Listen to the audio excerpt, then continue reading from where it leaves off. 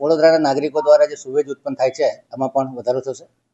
આજની તારીખે લગભગ 510 થી 520 MLD જેટલું સુવેજ ઉત્પન્ન થાય છે અને એની સામે 662 MLD જેટલું પાણી એસટીપી દ્વારા ટ્રીટ કરી અને છોડવામાં આવતું હોય છે.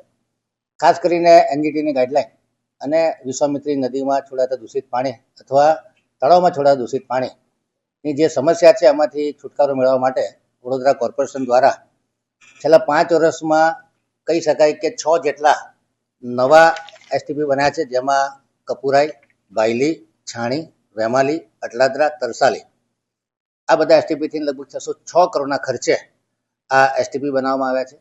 સાથે સાથે પ્રગતિ હેઠળ અત્યારે લગભગ 4 જેટલા એસટીપી ચાલી રહ્યા છે, જેમાં શેરખીનો 100 MLDનો એસટીપી છે, ગાજરાવાડીનો 130 MLDનો એસટીપી છે, ઉંડેરાનો 21 MLDનો એસટીપી છે, વડોદરાનો 50 MLDનો એસટીપી છે.